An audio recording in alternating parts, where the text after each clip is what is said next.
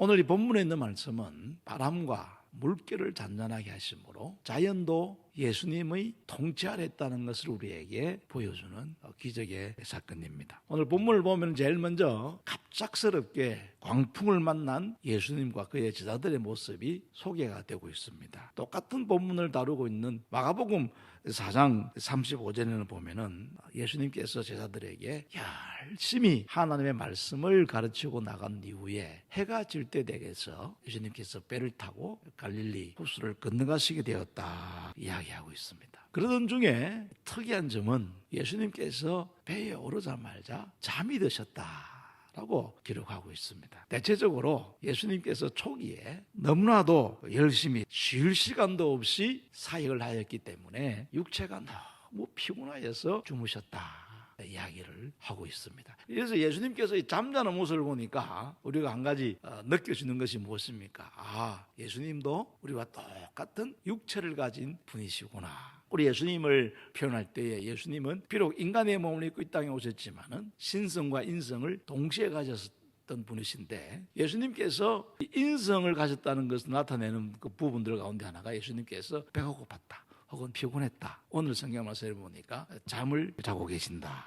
이런 부분들은 예수님이 우리와 똑같은 육체를 가진 존재라는 것을 우리에게 이야기해 주고 있습니다. 아무튼 우리 예수님께서도 피곤하신지 잠을 자시는 모습이 소개가 되고 있습니다. 그런데 문제는 예수님께서 주무시는데 갑자기 광풍이 불어 닥쳤습니다. 배가 거의 침몰할 직전까지 이르렀다 그렇게 말합니다. 이런 급박한 상황 속에서 제자들이 외친 한마디가 무엇입니까? 주여 우리가 죽겠나이다 라고 예수님을 깨우는 장면이 나옵니다. 사실 예수님의 제자들 가운데서 어느 한 사람이라도 바람이 이렇게 불 줄은 전혀 예상하지 못했습니다. 만약 바람이 불 가능성이 있었다면 배가 출항을 하지 않았겠지요. 그래서 그들은 이 광풍 속에서 주여 주여 우리가 죽겠나이다 라고 예수님 앞에 도움을 청하는 모습이 소개가 되고 있습니다. 이 조용하던 갈릴리 호수에 갑자기 돌풍이 몰아쳐서 배가 잠겨서 죽게 되는 이런 상황들은 우리가 영적인 교훈을 받을 수가 있습니다. 제자들이 갑자기 이 광풍을 만난 것처럼 우리 인생길에도 갑자기 광풍을 만나는 경우도 참 많습니다. 이런 인생의 광풍은 모든 사람들에게 예외적인 것이 아닙니다. 어떤 사람에게도 불어닥칠 수가 있는 것입니다. 어떤 경우에는 내가 잘못이 없어도 이 국가적인 세계적인 광풍이 불 때도 있습니다. 어떤 사람은 질병의 광풍을 만나 갑자기 사업에 실패할 수도 있고, 갑자기 이 자녀들 때문에 실망하는 거, 이것도 예사 큰 광풍이 아닙니다. 그렇게 믿었던 자녀가 부모를 배신하는 경우가 얼마나 많습니까? 여러분, 그런 상황 속에서 우리가 어떻게 해야 되겠습니까? 오늘 이 제자들의 외침은 우리에게 필요합니다. 주여 주여 우리가 죽게 되었나이다. 여러분, 인생의 광풍을 만날 때 예수님을 깨워야 됩니다. 할렐루야. 주님의 도움을 구해야 하는 것입니다. 여기도 보니까 24절에 제자들이 나와 깨워 이르되, 주무시는 예수님을 깨웠습니다. 주여 주여 우리가 죽게 되었나이다. 이 광풍 속에서도 제자들이 소망을 갖게 된 이유는 무엇입니까? 예수님께서 그들과 함께 계셨기 때문입니다.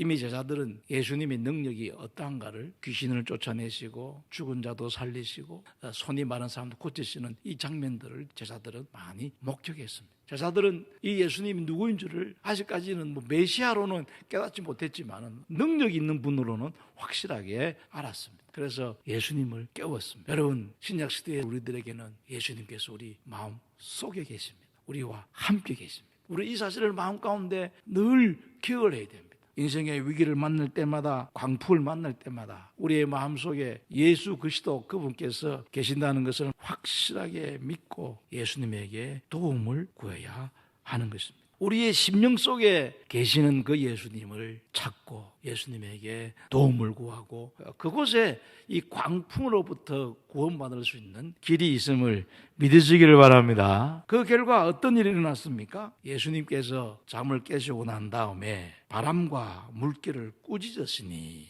이에 그쳐 잔잔하여지더라. 그렇게 말씀하고 있습니다. 여러분이 꾸짖다는 이 표현은 인격적인 존재에게만 적용되어지는 단어입니다. 여러분, 생명체를 가진 그러한 동물들에게 꾸짖습니다. 나무부는 잘 꾸짖지 않습니다. 그래서 꾸짖는다는 말은 생명체가 있다는 뜻입니다. 그래서 이 꾸짖다라는 이 헬라어 단어를 가지고 두 가지로 해석을 합니다. 하나는 이 바람과 파도를 일으킨 주체를 귀신의 역사로 보고 악한 영의 역사를 보고 꾸짖었다. 이 틴델이라는 신학자는 그렇게 해석을 합니다. 그리고 또 다른 성경학자는 이것은 악한 영의 역사다, 그렇게 보지는 않고 그냥 바다와 바람과 물결을 꾸짖었다, 그렇게 해석을 하기도 합니다. 그런데 아까 말씀드린 대로 이 꾸짖는다는 것은 인격체에만 적용되는 것이지 비인격체들에게는 꾸짖는다는 단어를 쓰지 않습니다. 그래서 이 본문 다음에 내용이 뭐냐면은 유명한 군대 귀신을 쫓아내는 예수님의 모습이 나옵니다. 가라다 지방에 가셔가지고 예수님께서 군대 귀신 들린 한 무덤에 살고 있는 사람을 고치는 장면이 나오지요. 그러다 보니까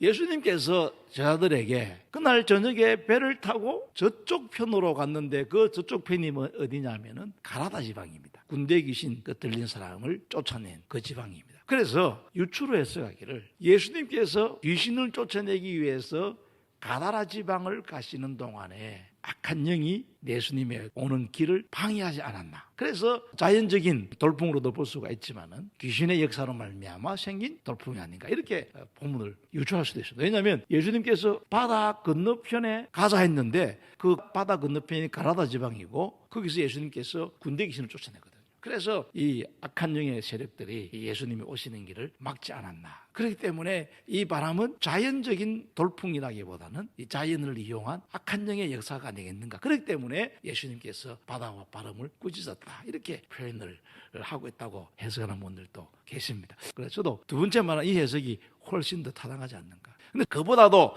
더 중요한 것은 뭐예요? 바람과 물결이 예수 그리스도의 권위 앞에 순종했다는 것입니다. 자연조차도 통제하시는 예수님의 모습을 우리가 볼 수가 있습니다. 이 세상에 자연세계까지도 통제하시고 다스리시는 예수님의 모습입니다.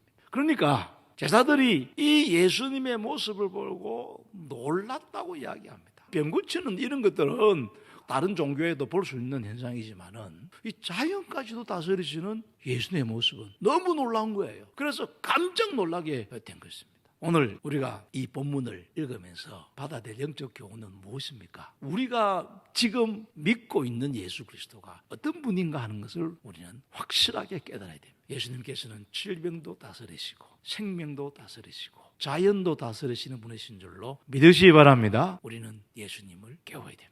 예수님에게 도움을 간청해야 됩니다.